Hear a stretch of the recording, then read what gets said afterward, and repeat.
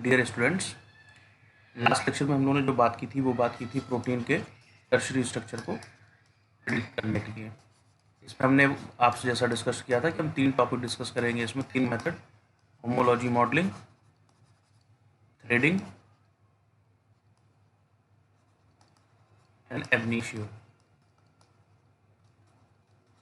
तो homology modelling हम लोगों ने डिटेल में डिस्कस कर ली होगी। आप लोगों को होप सो आप लोगों ने वीडियो पूरा देखा होगा, समझ में आया होगा। ठीक है, आज हम बात करेंगे थ्रेडिंग के बारे में कि what is threading. Okay, so let's begin. Threading,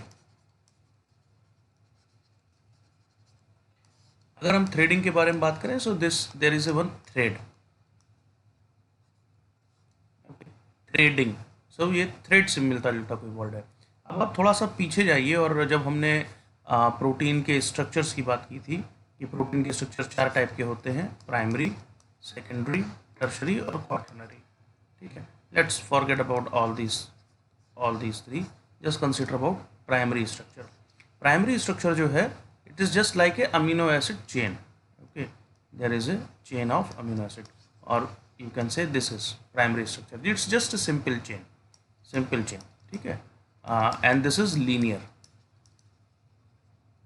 ठीक है, आप इसको कोई भी शेप दे सकते हैं। either you can put it in this way, you can put it in this way, or just like a thread, whatever feature you want to give you can give, there is a no problem। okay, so it is a linear arrangement of, primary structure is linear arrangement of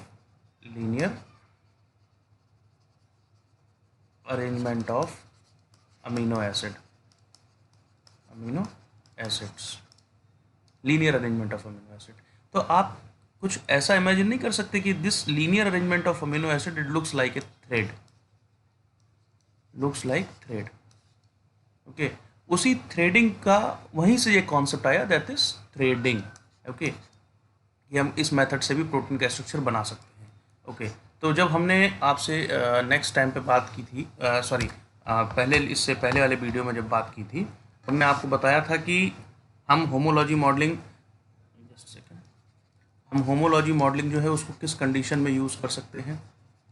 ठीक है, उसी तरीके से हमने आपको बताया था कि हम थ्रेडिंग कब यूज़ कर सकते हैं। तो हम आज सब कुछ नहीं बात करेंगे, हम सिर्फ बात करेंगे थ्रेडिंग को किस कंडीशन में हम यूज़ कर सकते हैं। ओके, तो थ्रेडिंग को यूज़ करने के लिए हमारी जो पहली कंडीशन ये है कि हम इसमें कब आएंगे, when we will try to use this method. तो सबसे फर्स्ट कंडीशन ये है कि इसका किसका, टारगेट प्रोटीन का, target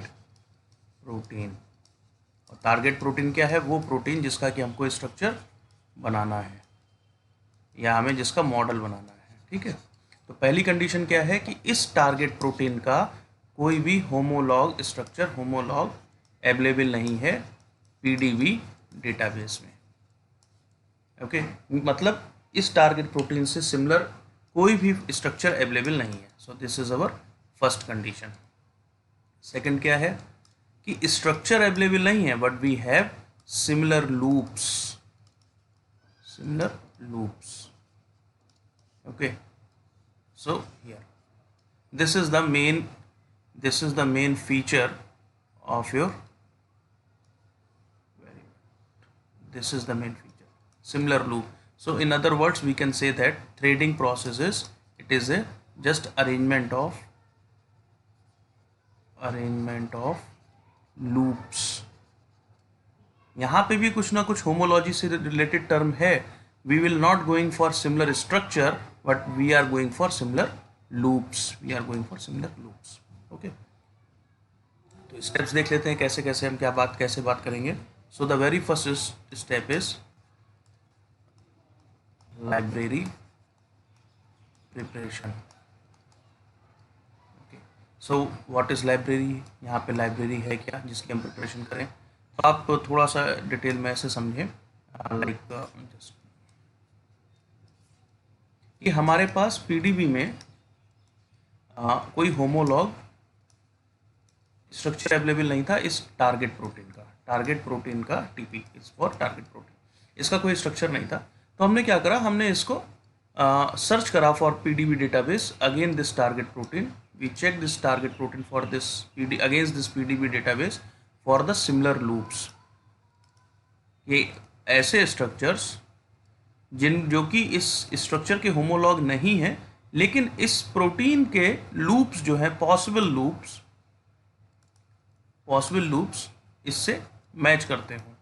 so you will find n number of PDB IDs. Okay. So we will collect all those. We will collect all the PDB ID which will having the similar loops. So just arrangement of that particular data is known as a library preparation. Okay, that is known as a library preparation. So हमारे पास library prepare हो गई. Second one is जब word आया thread, तो suppose you get a loop like this. You get a loop like this. Imagine in a 3D view, it is just looking like single thread, but imagine it is a 3D structure. Okay, imagine it is a 3D structure like this.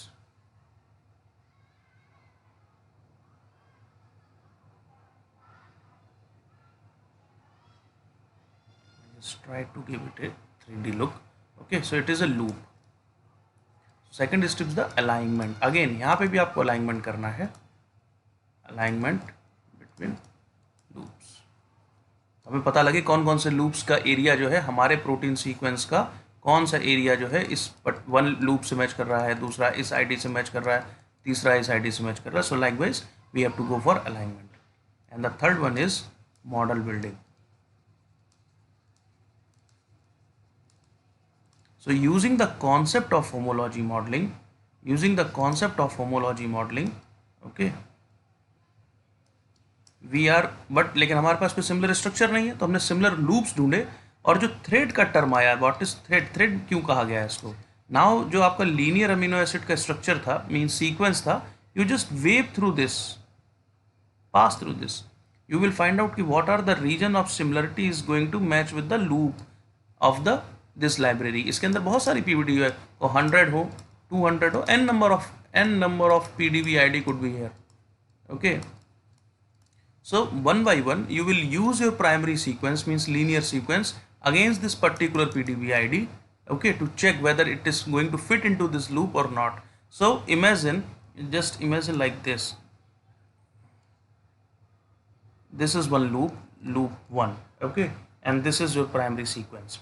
So when you will pass through this thread, through this loop, so your sequence जहाँ पे भी similarity find out होगी, the region of similarity, जहाँ पे region find out किया जाएगा, उस region में it will try to get that particular position. So उस तरीके से हम इस पूरे मॉडल को जनरेट कर सकते हैं. लेकिन एट डिसएडवांटेज क्या है? अगर आप होमोलॉजी मॉडलिंग में देखेंगे, होमोलॉजी मॉडलिंग में जो क्वालिटी स्कोर होगा प्रोटीन का वो बहुत हाई होगा, क्योंकि सिमिलर स्ट्रक्चर अवेलेबल था हमारे पास. थ्रेडिंग में क्वालिटी स्कोर थोड़ा बड़ा डाउन हो सकता है, लेकिन हमारे पास कोई और पॉसिबिलिटी नहीं है. So it is a preferable method if this method fails. The primary condition और primary requirement for this method if fails, so you can use this method and the model is validated. Okay, तो कौन कौन से tools हैं जिसको हम use करके threading method use कर सकते हैं? So the best tool is iTeser. It is an online server. Okay, you can just use your academic ID. It is for academic purpose only, academic ID. So you must have academic mail ID. Use that ID, give your protein sequence. Within 2 to 3 days you will get your results. Okay, there is a one more tool like HHspread. I think this is also used for the concept of threading method for preparation of these tools. So hope you have understand this video. आपको ये चीज़ समझ में आई होंगी. कोई आपकी queries हो, कोई doubt हो, आप हमें मेल करिए. मेल आईडी अवेलेबल है, आप हमें कमेंट बॉक्स में बताइए. चैनल को लाइक कीजिए, सब्सक्राइब कीजिए, सबके साथ शेयर कीजिए. Okay, thank you.